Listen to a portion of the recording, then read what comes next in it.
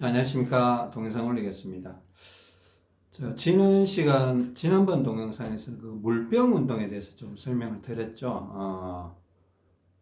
우리가 나이가 들어가면서 상하비대칭적인 요소가 반드시 생겨난다. 근데 좌우비대칭하고 상하비대칭이 서로 이렇게 결합을 하게 되면 상하비대칭이 더 심각하게 진행될 수 있을 수 있다. 뭐 이런 말씀을 드렸습니다. 그리고 오늘은 뭐 말씀드릴 거는 좀 많이 있긴 한데, 일단 우리가 운동을 하면 물병 운동을 한다든가 뭐 다리 조작을 해준다든가, 다리를 막 앞발 뒷발이나 옆구리 혹은 이렇게 안짱다리, 이렇게 다리 안쪽으로 쳐주기도 하고, 왼쪽 다리는 또 필요에 의해서 왼쪽 바깥쪽도 쳐주기도 합니다. 자, 왼쪽 다리는 안쪽도 약하고 바깥쪽도 약하다고 했죠. 그죠?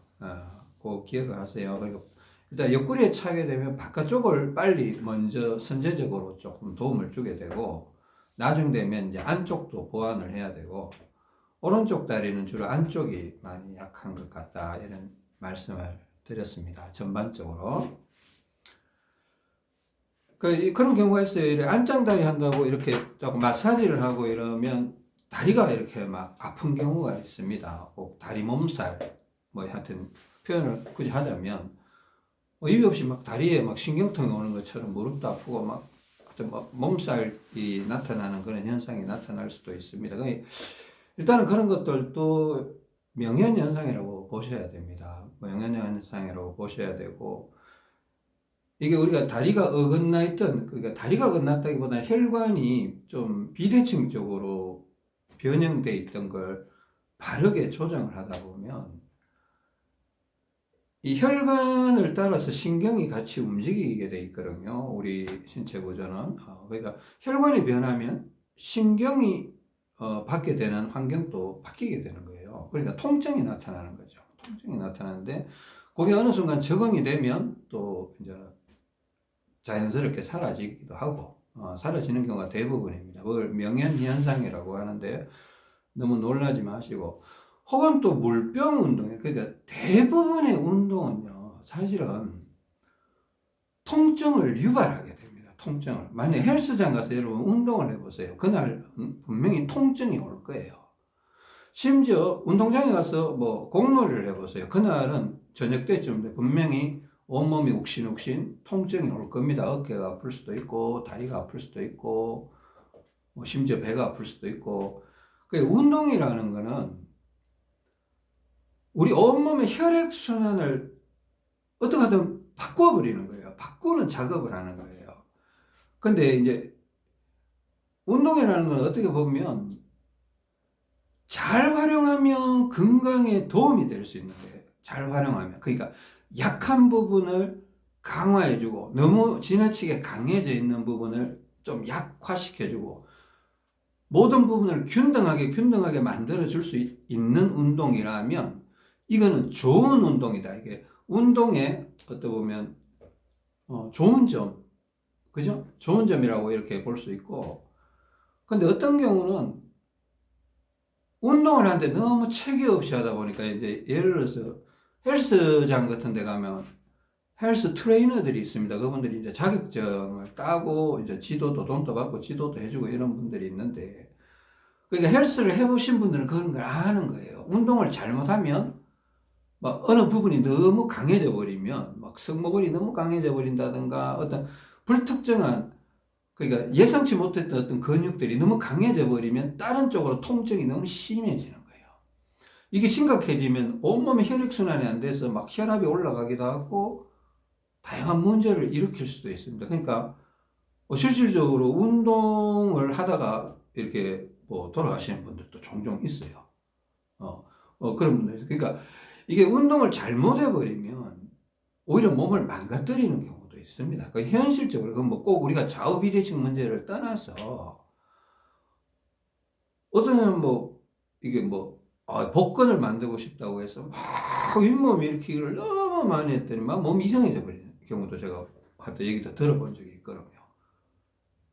또 팔굽혀펴기를 너무 했더니만 또 몸이 이상해져 버리는 경우도 있어요.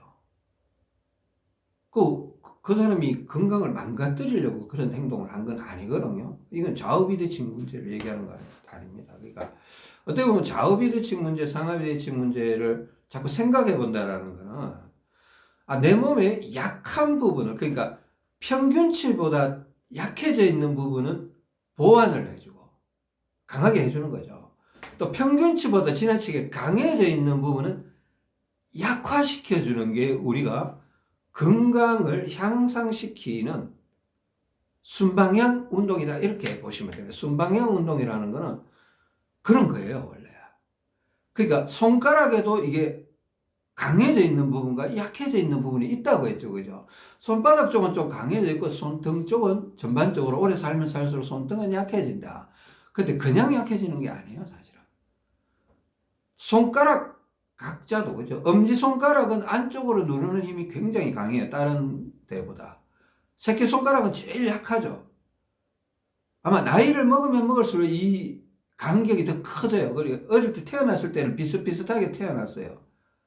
근데 나이를 먹으면서 연필을 막 꽉꽉 잡고 마우스질을 하고 또 막 일을 막 하다 보니까 사용하는 손가락만 계속 힘을 주게 되니까 나중에 뭐 엄지손가락은 안쪽으로 향하는 힘은 너무 세지고 손등 쪽으로 향하는 힘은 너무 약해져서 나중에 엄지손가락 뿌리가 이쪽이 자꾸 아픈 신경 압박이 들어옵니다. 두 번째 손가락은 뭐 펜을 너무 열심히 쥐어갖고 안쪽은 너무 세졌는데 바깥쪽이 너무 약해지고, 새끼손가락은 전체적으로 다 약해지고 나중에 새끼손가락이 덜렁덜렁거리기도 하고.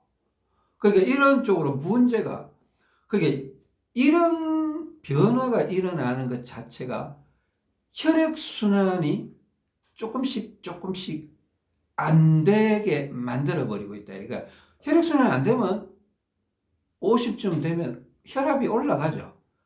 혈액순환이 안 되면 심장이 부담을 느끼기 시작합니다. 어릴 때 심장 박동수가 70회, 80회 되던 심장 박동수가 나이를 먹어가면 60회, 65회로 줄어드는 이유가 그겁니다. 피가 안 돌아가요. 그러니까 심장에서 피를 내보내도 몸 전체에서 혈액을 못 받아주는 겁니다. 왜? 커져 있는 혈관 생겨버리고 작아져 있는 혈관들이 온몸 구석구석에 이게 너무 많이 생겨 있는 거예요. 그러니까 보세요. 커져 있는 혈관을 좀 작게 만들어주고 평균치보다 작아져 있는 혈관을 원래대로 조금 크게 만들어주면 심장이 부담을 덜 느낄 거 아니에요. 그럼 그것 자체가 고혈압 치료법이 되지 않겠습니까? 저는 이게 옳다고 생각합니다. 그것 자체가 고혈압 치료법이에요. 제가 듣기로는, 저도 뭐 전문가는 아니지만, 고혈압 약은요, 제가 아까 얘기했죠. 어릴 때 70회, 80회 되던 심장 박동수가 나이를 먹으면 60회, 65회 정도로 떨어져요. 근데 머리에서 신호는 계속 심장 보고, 야, 너 70회 뛰어야 되라고 계속 압박을 가해줘요. 그 심장 억지로라도 자꾸 70회를 뛰려고 해요. 근데 피는 안 돌아가요. 그러면 이게 부담스러워. 이게 심부정맥 쪽으로, 이제 부정맥 쪽으로 압력이 올라가는 겁니다. 그러니까 이걸 인위적으로 약물을 써서 심장 박동수를 떨어뜨리는 거예요. 인위적으로 떨어뜨리는 겁니다. 그러면 이제 고혈압에 대한 부담이 떨어지죠. 근데 문제가 생겼습니다. 약물로 인위적으로 심장 박동수를 떨어뜨리고 있습니다. 약을 안 먹으면 다시 문제가 생기기 시작합니다. 조금 이거 무슨 문제를 내포하고 있다는 생각이 들지 않습니까? 이게 근본적인 해결책이 아니거든요. 근본적인 해결책이 아니기 때문에 근본적인 해결책은 정상치보다 작아져 있는 혈관을 다시 크게 만들어주고 정상치보다 커져 있는 혈관을 좀 작게 만들어주면 다시 길이 직선으로 평평하게 직선으로 일관성 있게 이렇게 쭉 뻗어나가서 피가 잘 흐르게 되면 심장도 다시 정상적으로 뛰려고 하고 내 몸 구석구석으로 피가 끝까지 뻗어나가게 됩니다. 뻗어나요. 그게 우리가 건강을 회복시켜가는 길이 아니겠습니까? 제가 늘 말씀드리는 어떤 말하는 그런 거는 순방향이라고 얘기하는 거는 지금 이런 부분을 얘기하는 겁니다. 순방향. 순방향, 우리가 보충을 할 때, 복충, 배에 올리고, 가슴에 모래주머니, 왼쪽 가슴에 모래주머니, 왼손에 차고, 막 이런 거 있죠? 배에 올린 거 먼저 합니까? 커져 있는 대장 혈관을 좀, 대장 부피와 혈관을 좀 작게 만들어서 작아져 있는 소장을 좀 크게 만들어주는 거예요. 그거 자체도 순방향이에요. 그죠? 무슨 말인지 이해되십니까? 왜 왼쪽 다리에 모래주머니를 찹니까? 왜 왼손에 모래주머니를 더 무겁게 찹니까? 약해져 있는 것을 좀 더 도와주려고, 약해져 있는 걸 좀 크게 만들고, 오른쪽 다리는, 오른손은 왜 가볍게 찹니까? 세져 있는 걸 좀 약하게 만들어줘. 그렇다고 그럼 아예 안 차면 되는 거 아니냐? 꼭 그렇지만은 않더라는 겁니다. 처져 있는 오른쪽 폐를 좀 약간 덜어주기 위해서, 운동성을 두기 위해서는 약간의 50g이라도 차는 게 좋다, 오른손에. 오른발에도 조금이라도 차는 게 좋다. 다리를 덜어 올릴 때 더 강하게 힘을 받게 하기 위해서, 또 앞발, 뒷발 문제를 해결하기 위해서 그렇게 하는 게 좋다.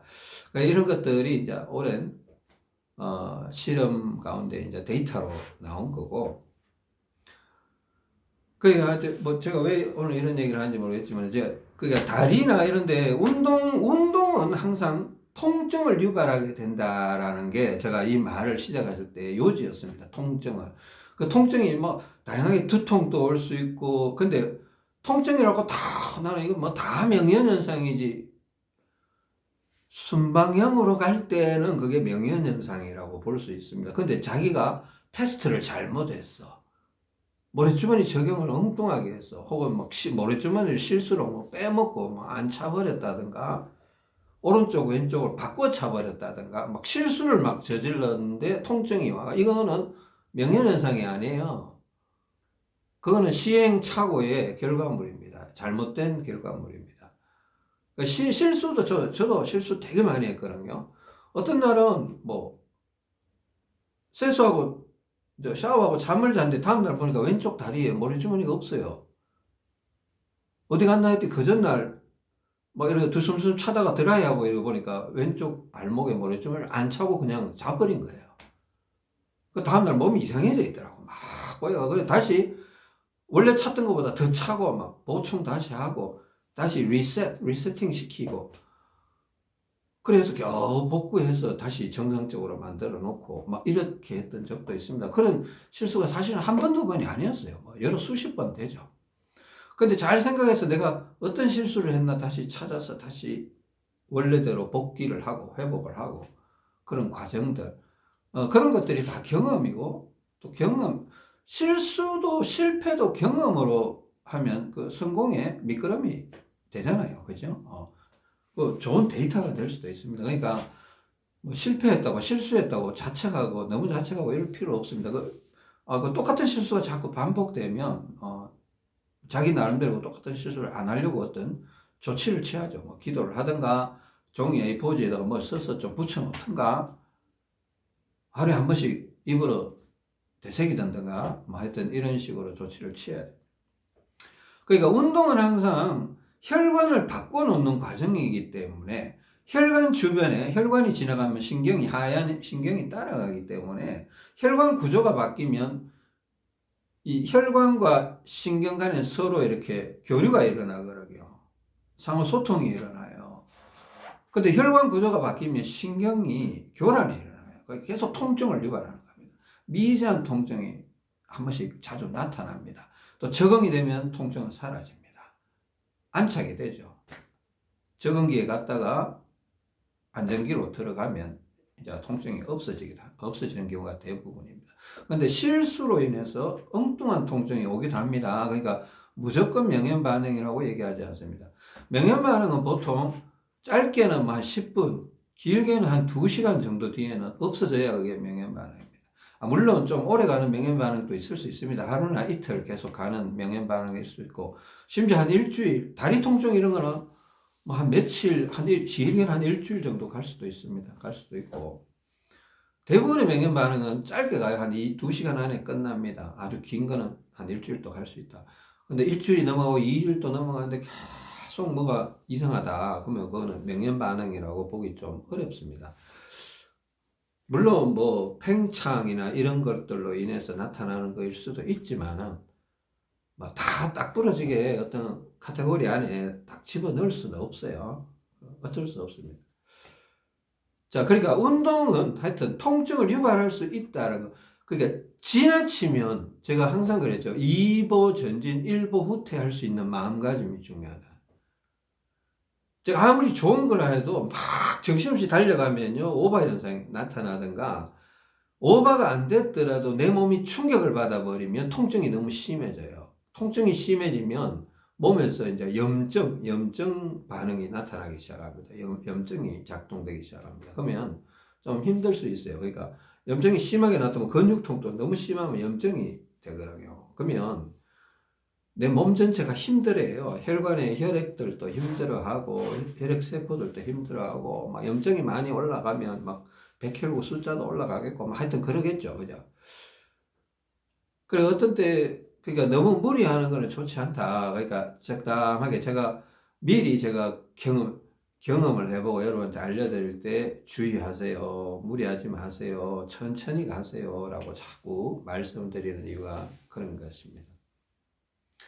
염증이 좀 심해, 뭐, 잇몸이나 어떤 피부 트러블이 너무 심해진다든가, 어떤 특정한 부분, 통증이 너무 심해진다. 그때 약간 소염제, 그러니까 일반 의약품이죠. 그냥 약국에서 파는 일반 의약품, 그러니까 소염제, 진통소염제나 이런 걸 조금 한 하루나 이틀 이렇게 한 번씩 드시는 것도 괜찮습니다. 너무 만용하시는 거는, 과용하시는 건 좋지 않은데, 저도 가끔씩 집에 소염제를 준비해 놨다가 이렇게 뭐가 문제가 뭐 상처가 좀 덧난다든가 그럴 때 소염제 먹으면 진통 소염제 먹으면 빨리 회복되는 게 뭐 약도 바르고 소염제 먹으면 조금 더 빨리 회복되는 근데 소염제 너무 만용하면 과용하면 나중에 소염제 효과가 염증 제어 효과가 안 나타납니다. 그러면 좀 좋지 않으니까 너무 많이 드시지 마세요. 그냥 항상 평상시 잘 관리하다가 야 이거 내가 너무 과했어. 기준치 이상 넘어갔다 이럴 때는 좀 그런 거 좀 드셔도 괜찮지 않겠나 그런 생각이 듭니다. 제가 이거 오늘 팔 운동을 할 때도 물병 운동을 우리 하잖아요. 그죠? 잡고 있기도 하고 가끔씩 오른손 내려놓기도 하고 또 왼팔 운동도 하기도 왼팔 운동을 더 할 수도 있다 그랬죠. 그죠? 우리 물병 운동은 상하 비대칭, 좌우 비대칭 이렇게 할 수 있는데 이게 물병 운동도요. 이게 운동이라고 사실은 통증을 유발시킬 수 있습니다. 어떤 특정한 부분이 자꾸 강해져 버리면 그 예를 들어서 저도 이런 경험인데 물병 운동을 자꾸 이렇게 좀 생각 없이 물병 운동을 하면 좌우비대칭 이런 걸 떠나서 물론 생각 없이 하면 좌우비대칭 문제가 자꾸 생기겠죠. 물병 운동 같이 하더라도 꼭 왼팔 운동을 더 많이 해줘야 됩니다. 그죠? 왼팔 운동도 앞에서 이렇게 하는 거하고 등짝으로 이렇게 하는 거하고 저것도 스트레칭 바 자꾸 겨드랑이 쪽으로 이렇게 하는 거하고 이렇게 좀 중간중간에 섞어주면서 물병 운동을 하셔야 됩니다. 물병 운동을 할 때 제가 경험했던 가장 대표적인 두 가지 통증은 좀 통증 여러 가지 있어요. 팔꿈치 아픈 거. 그러니까 계속 이렇게만 하면 팔꿈치가 점점 약해져요. 왠가 하면 이렇게 하잖아요. 그러면 전완근 이두박근 쪽으로 계속 힘이 됩니다. 이두박근 쪽으로 계속 힘이 되고 앞쪽으로 요가 이두박근이고 뒤쪽이 삼두박근이거든요. 전완근은 여기 팔뚝 예? 이두박근 삼두박근 이렇게 되는데 이렇게 되면 이 앞쪽 팔 위쪽으로만 자꾸 강화되고 팔꿈치가 자꾸 약해져요. 그럼 약해지면 어떻게 해요? 나중에 팔꿈치가 아파요. 테니스 엘보나 하여튼 골프 엘보하고 이런 현상이 나타납니다. 그죠? 그리고 또 이렇게 하여튼 물병을 이렇게 하기도 하고 또 옆으로 이렇게 하기도 합니다. 그죠? 근데 어떻게 보면 또 옆으로 이렇게 자꾸 하다 보면요. 어떤 현상이 벌어지냐 하면 또 옆으로 일하든가 날개 치듯이 이런 것 좀 자꾸 하다 보면 어떤 현상이 일어나면 이 팔뚝, 그죠? 팔뚝 약간 바깥쪽 여기가 좀 볼록하게 붓듯이 빨개지면서 아파요. 단단해지고 부어요. 그 이쪽 혈액이 너무 많이 몰려서 아프다고요. 단단하고 아프다 경직돼요. 그 이게 너무 심해지면 진짜 온몸의 혈액순환에 문제를 일으키기도 합니다. 이 팔뚝 바깥쪽이. 지금 두 가지 얘기했습니다. 팔꿈치. 자, 운동은 통증을 유발시킬 수 있다. 그러니까 이게 운동은 생각하면서 운동을 해야지 그냥 막 유튜브 보니까 이 운동이 몸에 좋아요 이렇게 하고 막 그 운동 따라하고 이거는 좀 좋지 않은 생각입니다. 무조건 따라하는 거는 좋지 않은 생각이에요. 또 사람 몸이라는 건요 다 달라요. 또 직업에 따라서 또 강한 부분이 다르고 또 가족력에 따라서 강한 부분이 또 다를 수가 있어요. 가족에 따라서 등 근육이 되게 발달돼서 나오는 사람이 있고 가슴 근육이 되게 발달돼서 나오는 사람도 있고 막 그래요. 근데 또 이 물병 운동을 자꾸 이렇게 하다 보면 손가락이 또 계속 손바닥 쪽으로 잡잖아요. 그럼 나는 자꾸 엄지손가락이 아프더라고 옛날부터. 물병 운동을 하면 이제 막 근육은 생기면 좋은데 엄지손가락이 자꾸 아파서 그 나중에는 하여튼 이제 제가 쇼츠 동영상에서 뭐 엄지손가락이 아플 때나 손가락 통증하는 뭐 그런 것들을 이제 수시로 작동시키면서 이제 물병 운동을 합니다. 그거 낮에 하루에 한 번, 두 번이라도 이렇게 손가락 운동을 호랑이 발톱이나 이런 걸 하고, 엄지손가락, 새끼손가락 강화 운동도 이렇게, 뭐, 새끼손가락도 이렇게 끼고 이렇게 운동하는 거 있었죠? 예? 새끼손가락도 강화 운동하고, 이렇게 팔도요, 뭐, 그러니까 아무 생각 없이 운동하면 이유 없는 손가락이 아프다는 거예요. 왜냐하면 손가락 안쪽으로만 되지 또 바깥쪽으로는 안 되거든요. 물병을 이렇게 잡기만 하니까 잡고 있으니까 안쪽이지 바깥쪽은 아니잖아요. 그러니까 물병 운동 하면 할수록 바깥쪽은 손가락 바깥쪽은 약해지는 거예요. 물병 운동을 하면 할수록 또 이쪽은 세지고 이쪽은 약해지는 거예요. 그러니까 아침 운동에 이 팔꿈치 운동하는 거 있죠. 팔꿈치 운동을 하루에 한 번, 두 번 꼭 해줘야 되는 거예요. 그죠? 그리고 또 이렇게 물병을 이렇게 앞에서 이렇게 들면 이두 쪽으로 오는데 또 옆으로 이렇게 보세요. 옆으로 이렇게 만약에 든다. 이러면 이 아까 얘기했던 팔뚝 바깥쪽과 약간 딱 바깥쪽이죠. 바깥쪽이 피가 막 이쪽으로 피가 몰려요. 그러니까 날개치기 이거 너무 많이 하면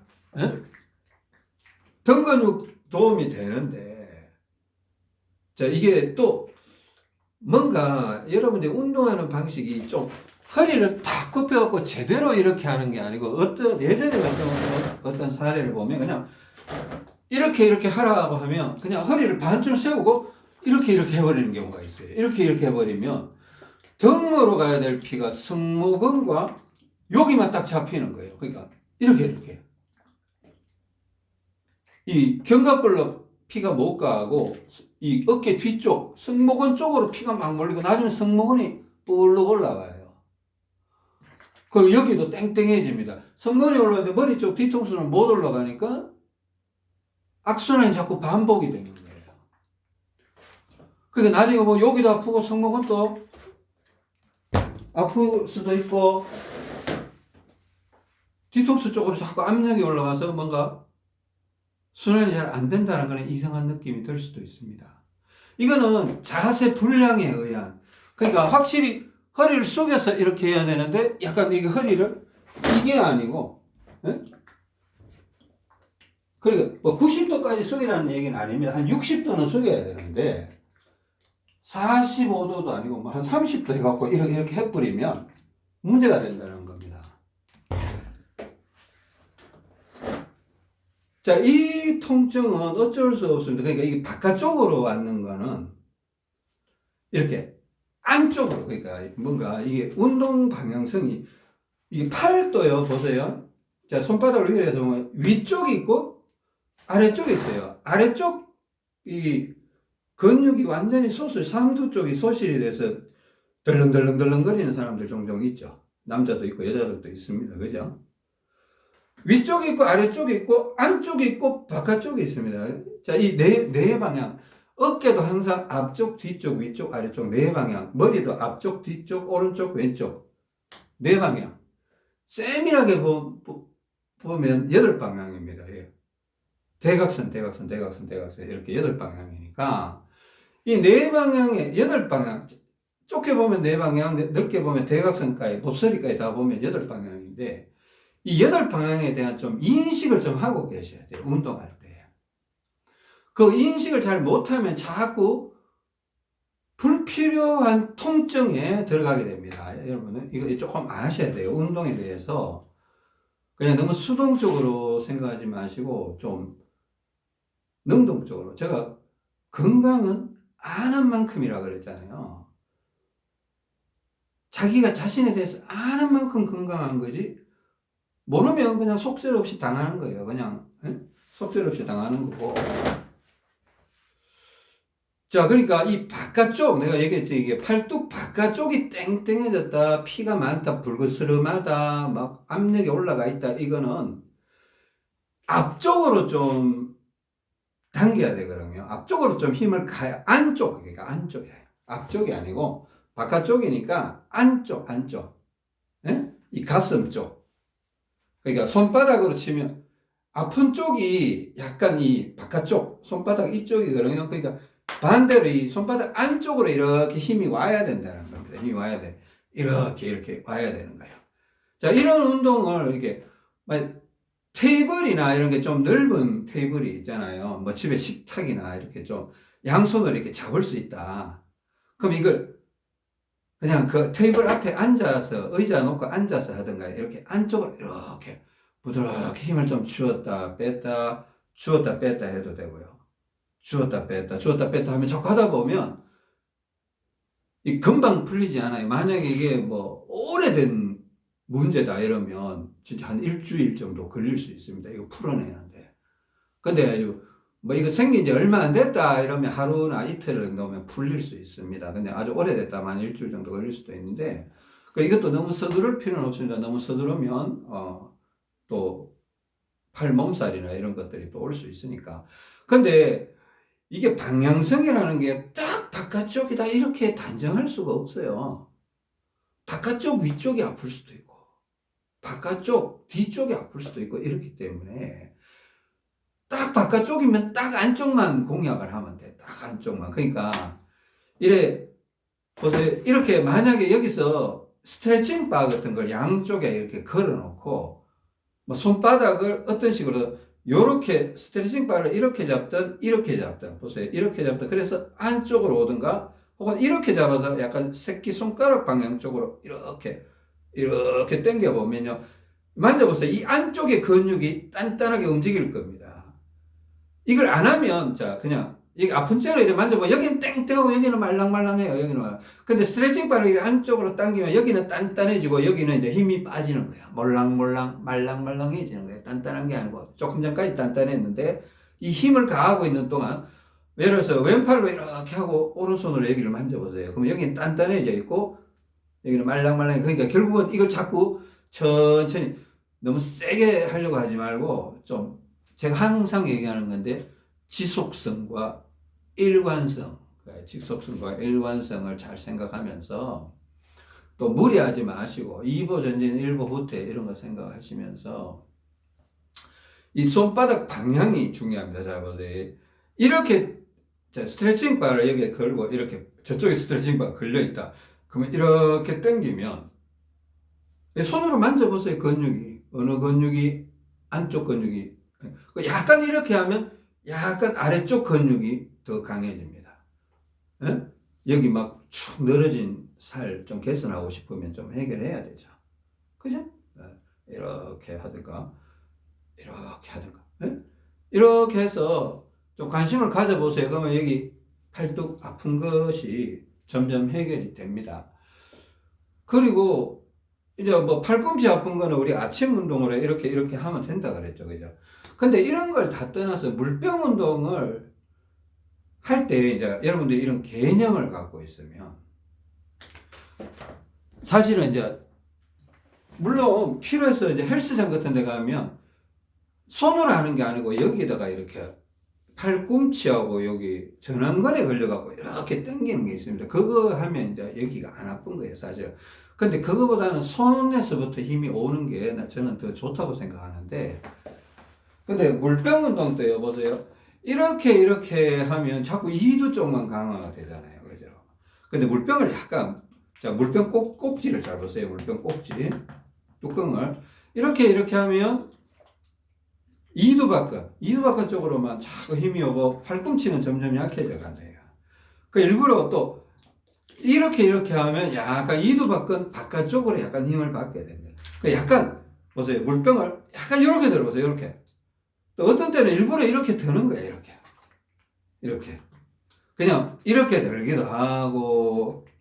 제가 사실은 동영상에서 이렇게 보여드렸는데 제가 굳이 이렇게까지 상세하게 설명을 드려야 되나 싶은 이제 급한 문제들이 여러 있다 보니까 너무 세밀한 것까지 건드릴 수가 없어서 그냥 넘어갔던 부분들이 사실 되게 많습니다. 되게 많아서 이제 어떤 순방향적인 어떤 부분들이 좀 약간 정립이 돼가는 그런 느낌도 들고 해서 저 세밀한 부분을 이렇게 하는 겁니다. 이렇게도 하고, 그죠? 그것도 물병을 이렇게 들기도 하는데 사실은 제가 이렇게도 한다 그랬잖아요. 그죠? 이렇게 팔꿈치를 뒤쪽으로. 그러니까 이 동작의 반대가 팔꿈치를 뒤로 이렇게 하는 거예요. 응? 그리고 또 너무 아무 생각 없이 이렇게 하다 보면 또 이 팔뚝 바깥쪽에 힘이 가기도 합니다. 여기가 또 심하게 아플 때는. 그게 이렇게 하기도 하는데 보세요. 이렇게 하기도 하는데 약간 팔을 바깥쪽으로 이렇게 틀어서 이렇게 해보기도 합니다. 그러니까 이것만 하는 게 아니고, 응? 이것만 하는 게 아니라 이렇게도 한다라는 겁니다. 이렇게도. 왜 하겠습니까? 뭐 이거 재밌어서 하겠습니까? 아니면 좀 더 바르게 하려고. 내 온몸에, 온 팔뚝, 이 팔뚝, 팔의 근육도 굉장히 다양한 근육들이 많이 있습니다. 그죠? 그래, 하여튼, 이 팔뚝의 근육도 뭐 이두상근하고 이게 가슴 근육하고 연결되는 게 뭐 하여튼 최소한 6개 이상일 거예요. 굉장히 복잡하게 돼 있거든요. 우리는 그냥 뭐 팔근육, 끝, 뭐 이럴 수 있는데, 아니에요. 세부적으로 말하면 회전근도 있고, 뭐 하여튼 삼각근도 있고, 이두박근 있고, 삼두근 있고, 전완근 있고, 하여튼 다양한 근육들이 되게 많아요. 그런 것들이 골고루 사용해주면 혈액순환이 잘 되는 거고, 쓰는 근육만 자꾸 쓰고, 안 쓰는 근육은 자꾸 퇴화돼 버리면, 혈액순환에 문제가 생겨요, 혈액순환에. 이해되죠? 그러니까 물병 운동할 때 너무 단순하게 하시면 안 된다. 그냥 내가 잠깐 하고 치울 것 같으면, 뭐, 안 하는 것보다 나으니까, 한 달 정도 하고 치울 것 같으면, 그만할 것 같으면, 하세요. 이렇게 할 수 있습니다. 근데 여러분들 앞으로 뭐 남아있는 인생, 오랫동안 운동하면서 여러분 몸을 살피면서 할 거라면, 좀 생각하면서 운동해야 된다는 겁니다. 그죠? 그 턱걸이 개수와 물병 들기 개수 이런 것도 생각해야 되고 또 물병 또 보세요. 이렇게만 들면 자꾸 승모근 쪽으로 자꾸 이 힘이 쏠릴 수도 있고 근데 이렇게만 들면 팔꿈치하고는 또 별 상관없이 팔꿈치에는 별로 도움이 안 되는 어떤 그런 동작이 될 수 있습니다. 이 위쪽 근육만 계속 사용하기 때문에 그죠? 그 팔꿈치가 약해질 수 있다고 했잖아요. 한 번씩. 자, 이게 물병을 그냥 바로 들지 말고 약간 뒤로 해서 이렇게 팔꿈치 뒤쪽으로 던졌다가 이렇게 들었다 내렸다 들었다 내렸다 들었다 내렸다 이렇게 해도 팔꿈치 혈관이 살아나면 이 앞쪽 혈관과 뒤쪽 혈관이 자꾸 대등해지지 않겠습니까? 비슷해지지 않겠습니까? 그러면 혈액순환이 조금이라도 더 잘 되려고 하지 않겠습니까? 그죠? 혈액순환이 조금이라도 더 잘 되면 여러분의 심장이 부담을 덜 느낀다는 겁니다. 심장이 부담을 덜 느끼면 유익한 점이 되게 많아요. 그죠?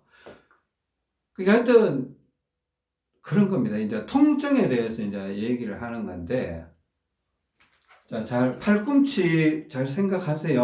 그러니까 제가 일부러 이렇게도 하고, 그죠? 또 이 물병을 이렇게, 또 이렇게 팔꿈치를 이렇게 하기도 하지만 사실은 이렇게 쭉 뻗었어. 이렇게. 뻗으면 어깨 쪽 근육이 강화되는 거예요. 이두박근, 삼두박근하고는 좀 별개의 문제로 어깨 쪽, 또 등 쪽, 견갑골, 이런 쪽으로 등배근, 광배근, 뭐 하여튼 삼각근 이렇게 삼각근 쪽으로 골고루 삼각근도 앞쪽, 뒤쪽 삼각근의 이쪽이거든요. 어깨에 이렇게 받쳐주는 근육이에요. 삼각근 되게 발달된 사람이 어깨가 막 부둥하죠, 그죠? 근육이. 그러니까 이렇게 팔을 뻗어서 이렇게 하면 어깨와 목 쪽으로 좀 강화되는데 도움이 되고, 팔꿈치를 자꾸 접으면 이두박근. 팔꿈치를 뒤쪽으로 이렇게 폈다 접었다 하면 삼두박근. 안쪽으로 이렇게 힘을 주면, 여기는 뭐 특별히 근육이라기보다는 이두박근 안쪽으로 힘을 좀 받고 삼두박근 안쪽으로 좀 힘을 받아줘야 이 바깥쪽 아픈 것이 점점 없어질 수 있습니다. 그리고 또 어떤 사람이 운동을 이렇게 하다 보면 이런 경우도 있습니다. 그러니까 여기 바깥쪽 아픈 거 말고 이 팔뚝 이 위쪽 바깥쪽이 막 땡땡한 사람들이 가끔 다 있어요. 저도 가끔씩 그런 경험을 했었습니다. 그러면서 제가 손가락 운동에 관심을 자꾸 갖고, 이게 밸런스가 온몸에 작은 지체지만은 새끼손가락, 뭐 하여튼 손가락마다, 막 하여튼 발가락마다 이게 다 연결이 되어 있구나. 우리 몸은 모든 기관이 다 연결이 되어 있습니다. 그죠?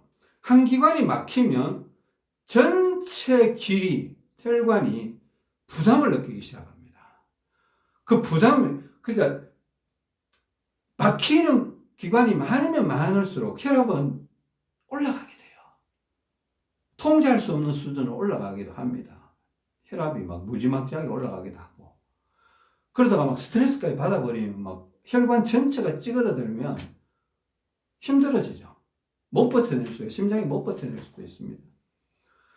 그러니까 이런 데가 막 땡땡하게 아프신 분들은 어떻게 하든 이 엄지하고 두 번째, 세 번째 손가락을 너무 과하게 썼다든가, 또 물병을 잡을 때 이 다섯 손가락을 다 골고루 잡아야 되는데 첫 엄지와 두 번째, 세 번째만 잡고 막 이렇게 운동하다 보면 이 윗부분이 아파요. 여기 팔뚝.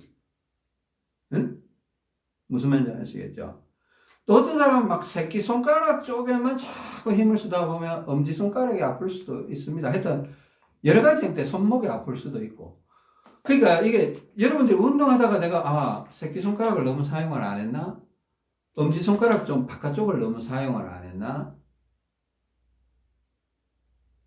팔꿈치 쪽을 내가 너무 공략을 안 했나? 혹은 손목을 좀 너무 안 풀어줬나?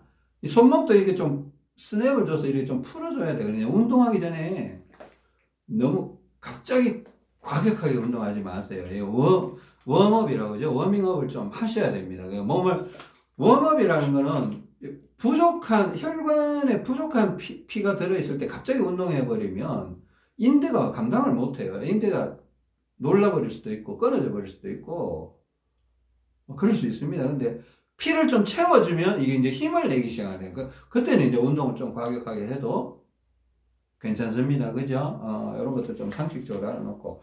그러니까 물병을 잡아도 좀 다섯 손가락을 골고루 잡으려고 하세요. 잡고 있대. 내가 인지라고 그랬죠. 인지. 내가 물병을 잡고 있는데 다섯 손가락을 골고루 잡고 있나? 아니면 뭐 중간 손가락 거 하고 엄지 손가락만으로 잡고 있나? 이거 나쁜 거예요. 나쁜 거. 다섯 손가락을 골고루 잡든지 하면 돌아가면서 힘을 주면서, 이거 보세요. 돌아가면서 손가락에 힘을 주면서 이렇게 있는 것도 약간 운동도 되고, 여러 가지 또 흐름을 만들어주는 효과가 있습니다. 그죠? 생명이라는 거는, 살아있다라는 거는 흐름이 있다라는 거예요. 그럼 잘 생각해 보면, 그죠? 흐름이 멈추면 죽었다라는 거예요. 바다는 끊임없이 흐름이 생기죠. 그죠? 조류가 있고 파도가 있고 그래서 계속 한 번씩 태풍도 불어주고 태풍 불면 바다가 힘들죠. 근데 그 안에 있는 생물들은 다시 활기를 얻는데요. 왜?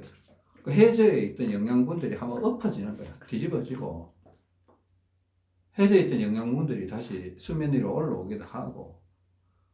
그러니까 운동이라는 거는 좀 그렇게 보실 수도 있습니다. 그러니까 종합적으로 고려하고 전체적으로 고려하고 발가락부터 심지어 머리카락도 신경 써야 됩니다. 여러분 머리카락까지도 신경 써야 됩니다. 그냥 탈모 이것 때문에 신경 쓰지 않습니다. 에? 탈모보다는 뭐 탈모 신경 써야죠. 근데 하여튼 머리 두피 쪽으로 피가 안 갈 수 있다. 그러면 내가 내 두피의 머리카락의 주인인데 내가 관리해줘야죠. 내가 밭을 일구고 있는데 밭에 문제가 생겼어. 물이 없다든가 흙이 너무 메말랐다든가 영양분이 너무 없다든가 그러면 뭐 퇴비를 주든지 물을 주든지 땅을 기경을 하든지 해야 되잖아요. 내 몸의 주인은 본인이라고 생각하셔야 됩니다. 물론 생명의 주인은 뭐 저는 하나님이라고 생각하지만은 제가 아무리 제 몸을 관리 잘해도 뭐 죽는 거는 한순간이거든요. 뭐 벼락을 맞아서 죽을 수도 있고 교통사고 나서 죽을 수도 있고 뭐 세상에 황당한 사건들 많잖아요. 죽는 거는 뭐 제 임의대로 할 수 없고 근데 건강을 관리하는 거는 제가 배워서 할 수 있다고 생각합니다. 그것도 그 부분에 대해서 기도하면서 또 더 지혜를 구할 수도 있고 더 많은 경험을 통해서 또 더 발전할 수도 있고 그래 또 물병을 보세요. 심지어 또 이렇게 제가 앉아있을 때 제가 일부러 썼습니다. 이렇게 해주면 약간 회전근 이 어깨 회전근 팔꿈치도 이렇게 약간 회전근 이런 쪽으로 약간 자극을 기름칠을 할 수 있습니다. 그러니까 제가 그냥 여러분한테 동영상 찍어 드리기 위해서 뭐 자발 운동은 이렇게 앞쪽에서 몇 번 하고 위로 몇 번 하고 또 등쪽으로 몇 번 하고 이렇게 하면 됩니다 하는데 그거 진짜 맞아요. 효과는 있어요. 효과는 있는데 그건 체했을 때 소화가 안 될 때 그냥 일시적으로 해결하는 방법이지 맨날 그 방법만 사용하고 있으면 그 사람 나중에 되면 팔도 아프고 그럴 수도 있어요. 그러니까 이제 처음에는 그렇게 배웠더라도 시간이 가면서 이제 좀 발전을 해야 되죠. 발전하고. 또 이렇게 양손에 계속 물병 같이 들고 있으면 됩니까? 안 되죠. 뭐 왼팔을 더 흔들어 주든지 오른손 물병 놓고 왼손으로 이렇게 하고 있든지. 근데 요거 하나는 제 마지막으로 왼발이 뒷발인 사람은 왼쪽 다리가 뒷발인 사람은 왼쪽 다리 앞쪽 허벅지가 약하잖아요. 그러면 왼쪽 다리 앞쪽 허벅지가 약하니까 이게 왼쪽 다리 앞쪽 허벅지에 이렇게 물병을 손바닥 위에 놓고 물병을 이렇게 잡고 있어도 됩니다. 근데 문제는 왼발이 앞발인 사람은 왼쪽 앞쪽 허벅지가 더 세거든요, 오른쪽보다. 그러면 이렇게 놓으면 안 돼요. 그냥 옆에 의자나 이런 거 놔놓고 옆에다가 이렇게 두고 있어야 됩니다. 이거 좀 세밀한 겁니다. 세밀한 거니까 왼쪽 다리가 뒷발인 사람, 그러니까 오른쪽 다리가 앞발인 사람은 왼손에 물병을 잡고 이렇게 있어도 됩니다. 오른쪽 어깨 툭툭 치고. 이해되세요? 왼쪽 다리가 뒷발이라는 거는 앞쪽이 약하다는 거다. 그러니까 어차피 약한 거니까 도와주는 셈 치고 이렇게 올려도 된다는 겁니다. 근데 왼발이 앞발인 사람은 오른발이 뒷발인 사람이죠. 그죠? 왼발이 앞발인 사람은 왼쪽 앞쪽 허벅지가 센 거예요. 센 데다가 더 세게 올려놓으면 안 되겠죠? 그때는 이렇게 옆에 의자나 하여튼 뭐 침대나 이런 데서 앉아갖고 이렇게 놔놓으면 왼쪽으로 피가 좀 많이 흘러가게 됩니다. 그러면 좀 도움이 됩니다. 하여튼 오늘은 운동을 하실 때 좀 생각을 하면서 운동을 하셔야 된다. 그러니까 우리가 왜 뒤로 걷고 뛰고 팔을 뭐 회전을 시키고 이런 걸 왜 하느냐? 어떻게든 문제가 생겼으니까 순방향으로 되돌려 놓기 위해서 뒤로 뛰기도 하고, 그럼 다리는 왜 자꾸 들었다 내렸다 하는 거예요? 여러분, 내가 하루에 3번, 4번씩 이렇게 무릎 들었다 내렸다 하라 그랬죠. 그죠? 혹 모르겠습니다. 어떤 분들, 이렇게 하시는 분들 계세요. 제가 말하는 거는 요 정도가 아니에요. 이 정도예요, 이 정도. 네? 거의 가슴팍까지 이렇게 올라오는 거예요. 네? 이렇게 하면 뭔가 하면 서져 있던 창자가 이렇게 윗배 쪽으로 이렇게 조금 바로 하고 났을 때 몰라요. 조금 있으면 쭉 슬슬 올라와요. 한 10세트를 이렇게 하면. 10세트를 이렇게 하면. 그럼 이거는 왜 합니까? 이것도 순방향이에요. 원래가 창자가 윗부분이 더 세야 되는데 지금 창자가 처졌단 말이에요. 역방향으로 갔단 말이에요. 그럼 다리를 들었다 내렸다 하면 제자리로 돌아오는 것이 이게 순방향이거든요. 순방향. 무슨 말인지 아시겠습니까? 제자리에 돌아오는 게. 또 어떤 분들 저런 경우 있습니다. 이게 저 같은 경우 하여튼 저의 경우인데 제가 어릴 때는 좀 엉덩이 쪽이 좀 자전거를 많이 타고 그래서 뭐 하여튼 교통수단에 자전거 있으니까 엉덩이가 탄탄하고 그랬었어요. 근데 내가 어느 날 보니까 이제 몸이 안 좋아지면서 엉덩이 살이 쑥 빠지더라고요. 엉덩이 근육이 쑥 빠지면서 막 심지어 의자에 앉아 있기도 힘들어. 뼈가 의자에 부닥치고 하니까 막 허리 구부리고 있고 막 되게 힘들었는데, 그러니까 이것도 이제 역방향으로 진행이 된 거죠. 그 나중에 알고 나니까 이제 다시 나 원래대로 복구를 해야 되겠다. 그래 그러니까 누워서 이렇게 엉덩이 드는 것도 좀 하고 뒤로 걷기도 엉덩이에 도움이 되고요. 하여튼 심심하면 엉덩이도 이렇게 한 번씩 치고 자극을 줍니다. 어차피 운동을 할 것 같으면.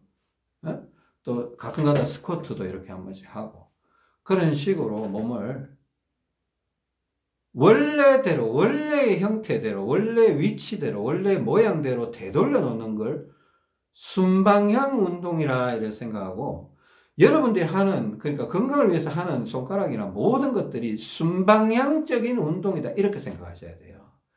그러니까 어떤 불규칙적이고 비정상적인 흐름을 만들면 안 된다는 겁니다. 한쪽으로 쏠리게 만들어도 안 되고, 한쪽이 너무 강해져도 안 되고, 한쪽이 너무 약해져도 안 되고, 원래 5손가락 중에 원래 제일 세 손가락은 엄지손가락이겠죠. 근데 사용하다 보면 이게 차이가 갭이 너무 커진다는 거예요. 새끼손가락은 너무 약해지고 안 쓰니까 너무 약해지고. 예전에 뭐 농사 짓고 이럴 때는 하여튼 뭐 다 썼겠죠. 근데 뭐 현대인들이 뭐 펜만 잡고 마우스만 클릭하고 있는데 새끼손가락 쓸 일이 어디 있겠습니까? 자꾸 안 쓰니까 다리가 덜렁덜렁거려. 새끼발가락도 덜렁덜렁. 새끼발가락도 하루에 한 20번 정도는 이렇게 흔들어 줘야 돼요. 새끼발가락. 저 합니다.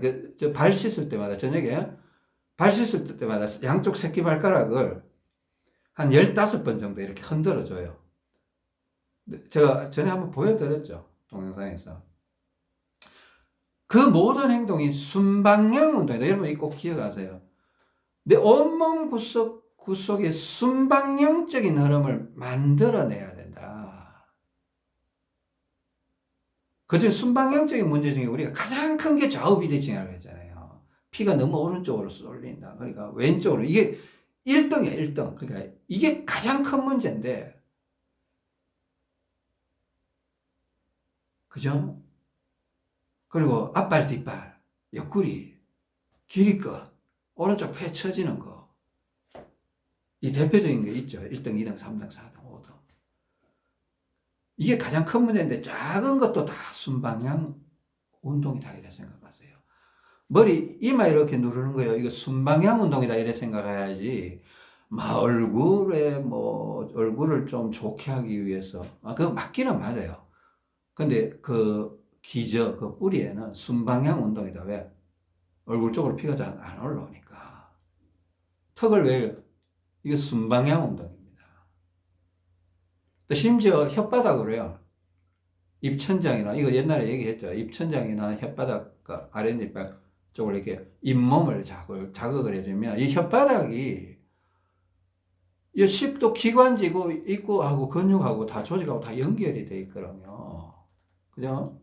식도하고 연결이 돼 있거든요. 그러니까 혓바닥을 움직이면 창자에 있는 피도 올라옵니다. 그러니까 그래서 혓바닥 너무 많이 하면 또 불편해요. 한 번씩 생각날 때 한 번씩 해보라는 겁니다.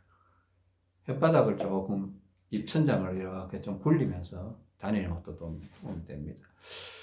하여튼 오늘 이걸로 마치겠습니다. 하여튼 우리가 순방향 운동에 대해서 오른쪽 어깨 왜 듭니까? 순방향입니다. 오른쪽 펴쳐져 있기 때문에 자꾸 들고 있어 줘야 되고 왼팔을 왜 자꾸 이렇게 하고 있습니까? 똑같습니다. 그죠? 이거 요즘 자주 하나요? 이거 자주 하면 좋습니다. 그죠? 이거 차도 좋고요.